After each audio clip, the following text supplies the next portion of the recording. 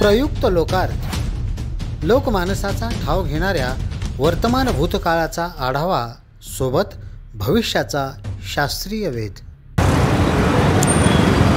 मंडळी नमस्कार, मी अजय शेरकर। आपण पाहत आहे लोकार्थ चॅनल।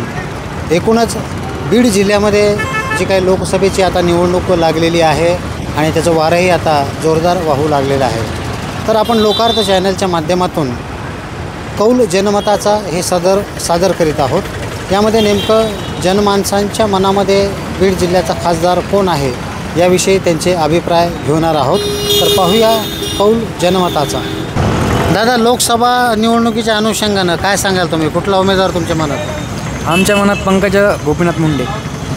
का पंकजाताई मुंडे यांनाच मतदान का करायचं? एक तरुण मतदार म्हणून तुमच्याकडे जेव्हा पाहिलं जातं तर काय सांगाल तुम्ही? आम्ही ह्या अनुषंगाने त्यांच्याकडे बघतो, त्यांनी पहिल्यांदा बी कामं केलेले आहेत। हा रस्ता त्यांनी मंजूर करून आणलेला आहे, हा आपण मागं त्याच्या उपाय रस्ता त्यांनीच मंजूर करून आणलेला आहे म्हणून। दादा, तुम्ही पण मतदान आहात, मला वाटतं तुम्ही तरुण आहात, आणि एकूणच काय सांगाल तुम्ही बीड जिल्ह्याच्या या उमेदवाराविषयी? उमेदवार फक्त पंकजा गोपीनाथरावजी मुंडे। नक्कीच तरुणाईच्या सुद्धा मनामध्ये पंकजाताई मुंडे यांच्याविषयीच मत आहे। धन्यवाद। आपण सध्या बीडच्या पेट्रोल पंपाच्या परिसरामध्ये आहोत आणि लोकांच्या या ठिकाणी भावना आपण जाणून घेणार आहोत। काय सांगाल, एकूण लोकसभेच्या निवडणुकीच्या अनुषंगानं जिल्ह्यात जे काही आता निवडणुका लागलेल्या आहेत, तर कसा असणार आहे तुमचा उमेदवार आणि कुणाला मतदान असणार? पंकजाताई। यांचं मत आहे पंकजाताईंना। पंकजाताईंनाच आपलं मत का?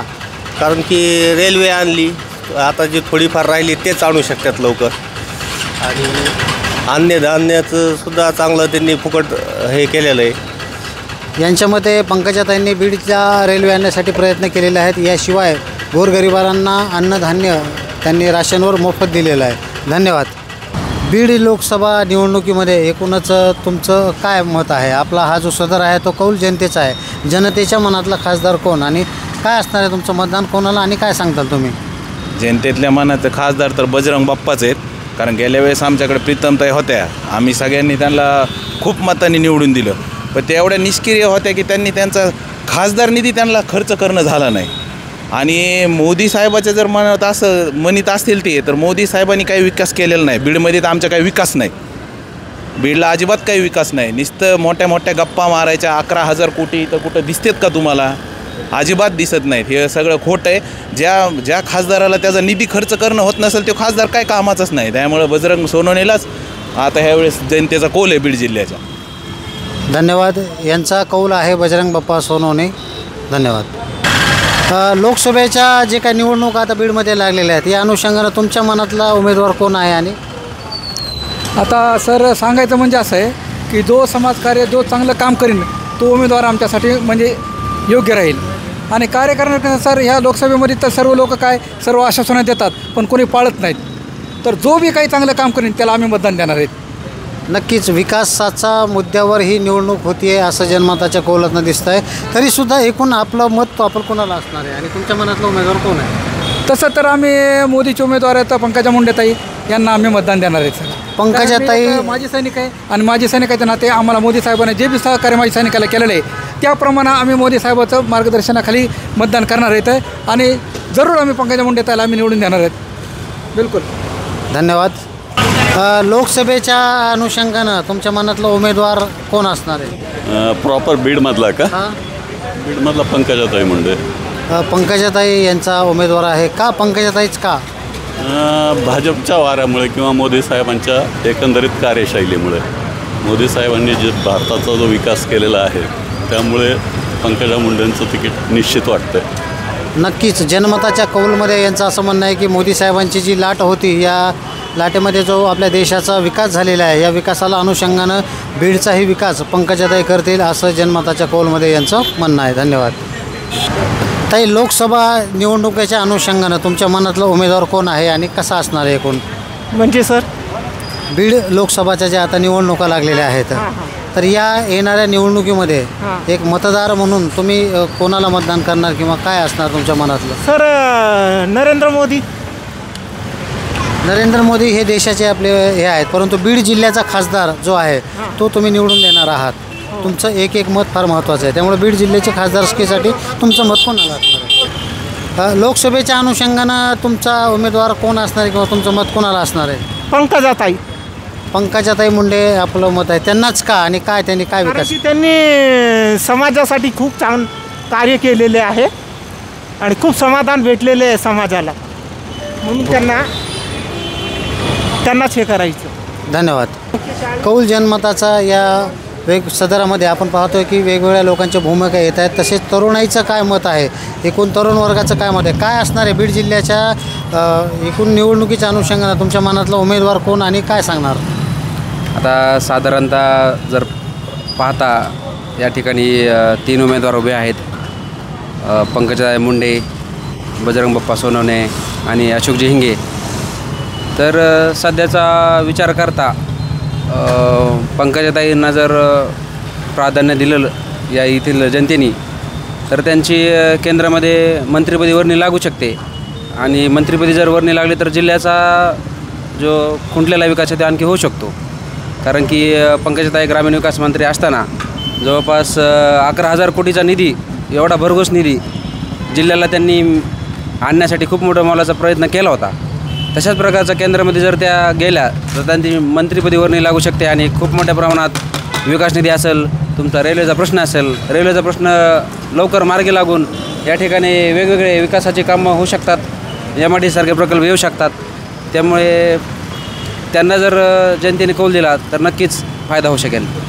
2024च्या या निवडणुकीमध्ये जर पंकजाताई निवडून आल्या तर एकूण तरुण म्हणून तुमच्या काय अपेक्षा असणार आहेत त्यांच्याकडनं?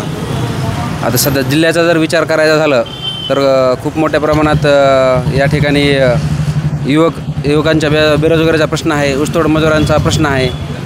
जर त्या समजा मंत्रिपदी त्यांची वर्णी लागली तर रेल्वेचा प्रश्न मार्गी लागला तर MIDC सारखे 4-2 प्रोजेक्ट इथे येऊन 5-10 हजार लोकांच्या हाताला रोजगार मिळू शकेल आणि जो ऊसाचा कोयता आहे तो बऱ्याच अंशी नवीन पिढीचा म्हणा किंवा इतर कमी होऊ शकेल आणि थोडाफार हातभार लागू शकेल त्यांच्या माध्यमातून जिल्ह्याच्या विकासासाठी.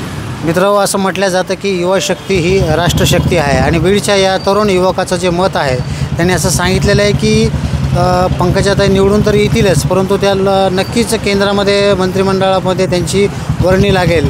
आणि एकूणच युवकाच्या काय अपेक्षा आहेत, बीड जिल्ह्यातील बेरोजगारीचा प्रश्न असेल किंवा इतर युवकांच्या समस्या असेल, अतिशय छान पद्धतीनं या तरुणानं आपली मुलाखत दिलेली आहे. धन्यवाद दादा.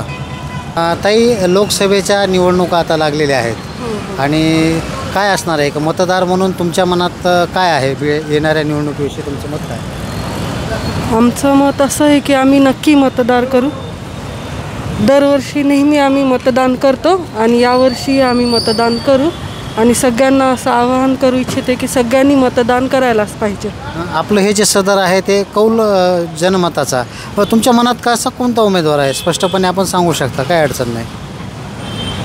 I am a BJP supporter, so I will support पंकजाताई मुंडे.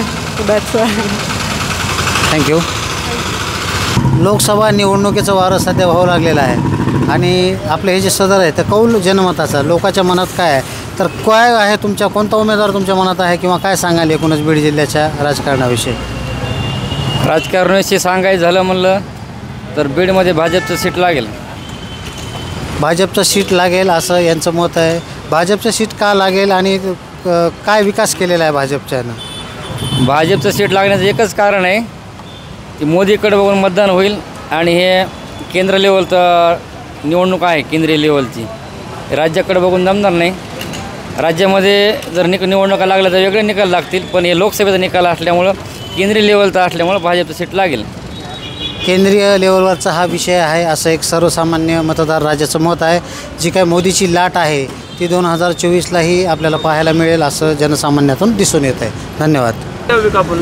बाबा नमस्कार. लोकसभाच्या निवडणुका आता लागलेल्या आहेत, काय सांगाल लोकसभेच्या निवडणुकीविषयी? कसा असणार आहे उमेदवार? असावा, चांगला असावा.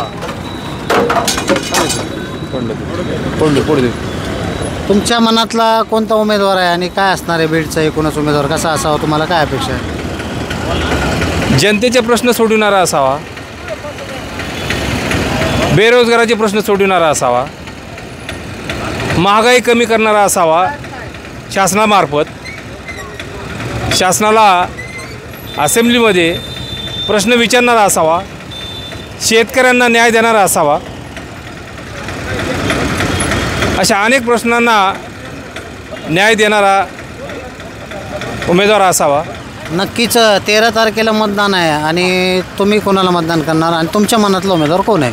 आमच्या मनातला उमेदवार आहे. ठीक आहे, जे आतापर्यंत जे काही प्रस्थापित होते त्यांना वगळून कुणीतरी नवीन चेहरा जो की सर्वांना न्याय देईल असा उमेदवार बजरंग बाप्पा सोनवणे. काय अपेक्षा आहे त्या बजरंग बाप्पाकडून आपल्याला त्या जिल्ह्याच्या विकासासाठी? जिल्ह्याच्या विकासासाठी शेतकऱ्यांचे प्रश्न जाणणारा तो कोण स्वतः शेतकरी आहे.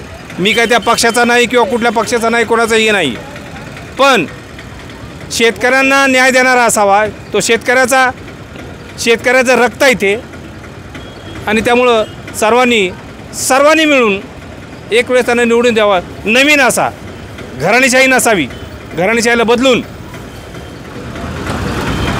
धन्यवाद. लोकसभाच्या निवडणुकीला आता 13 तारखेला मतदान आहे आणि काय सांगशील? जरांगे पाटील म्हणतील तेच उमेदवाराला मतदान होऊ शकते, कारण की पाटलांचा विषय अंतिम आहे शेवटचा. नक्कीच, परंतु एक मतदार राजा म्हणून तुमचं मत काय आहे की तुम्ही लोकशाहीने आपल्याला मतदानाचा अधिकार दिलेला आहे, तर तुम्ही तरुण म्हणून तुम्ही कोणाला मतदान करणार? तरुण म्हणून आहे तेच म्हणलं ना, जरांगे पाटलांचा विषय त्यांनी बोललेला नाहीत अजून. ते जे शब्द टाकतील त्यांना मतदान होईल. किंवा मराठा कॅन्डिडेटचा विषय आता जे ठरला आरक्षणाचा, त्यांच्याशिवाय मतदान होणारच नाही, कारण की 10-15 वर्ष दिलं ना भाजपला, काय केलं आहे असा विषय आहे. नक्कीच, धन्यवाद.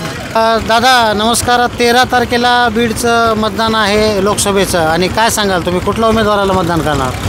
आम्ही जातीवाद चालला आहे सर. आमचं म्हणजे पडू कोणी असू बरं का, बीडमध्ये जातीवाद चाललेला आहे. शेतकरी मेळावा असा असतो. आम्ही ते कोण येतं आम्हाला आज माहीत नाही सर. आमचा उमेदवार डिक्लेअर झालेला नाही सर. अजून काही सरायच्या पुढे बोलू शकत नाही. ठीक आहे, धन्यवाद. नमस्कार. येत्या 13 तारखेला बीड लोकसभेचं मतदान आहे आणि एक तरुण मतदार म्हणून बीड जिल्ह्याचा उमेदवार कसा असावा आणि तुमच्या मनात काय आहे? गरिबांच्या समस्या, हे छोटे मोठे खड्डे रस्ते, आपल्या बीडचे जे सुधारणा होईल, विकास होईल, हा विचार करणारा नेता असावा. ठीक आहे, विकासाच्या दृष्टीने आपण बोलताय, परंतु आपल्या मनात कोणता उमेदवार आहे? आता उमेदवार म्हटलं तर पहिले आपले संदीप भैया होते, त्याच्यानंतर आता पंकजाताई आहेत, धनुभाऊ आहेत. परंतु आता लोकसभेसाठी जे उमेदवार उभे आहेत त्याच्यामध्ये संदीप भैया हे आमदार आहेत बीडचे सध्या. लोकसभेसाठी आपल्या मनात काय आहे? म्हणजे वरती मोदी आहेत. हां, त्याच्यानंतर म्हणजे जास्त मला तर त्यामध्ये माहीत नाही, मी राजकारणी म्हणजे जास्त मला राजकारण माहीत नाही आहे, तरी तुम्ही विचारताय. पण जेवढं मला समजतं तसं आपल्याकडं आपला नेता कोण असावं, तर आपल्या समस्या जाणून घेणार आपला नेता असावा. नक्कीच, सामान्यांचा विकास करणारा नेता यांना हवा आहे. धन्यवाद.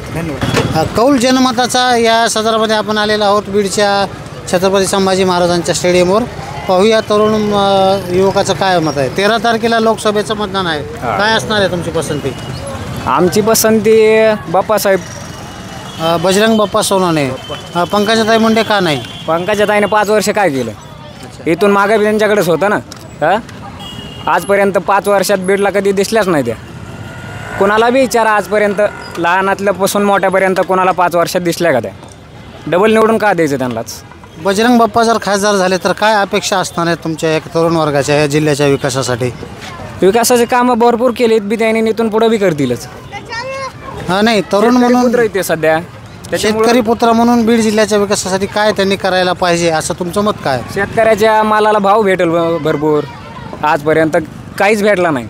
कांदा कुठं होता, आज काय चालू आहे त्याचा भाव, गव्हाचा काय चालू आहे, सोयाबीन काय चालू आहे, पेट्रोलचे भाव किती वाढले आहेत, कमी येतील ना खासदार जर झाले तर. धन्यवाद. 13 तारखेला बीड लोकसभेसाठी मतदान होतं आहे आणि काय सांगाल आपण, आपल्या मनातला उमेदवार काय आहे आणि कुठल्या अपेक्षा आहेत आपल्या?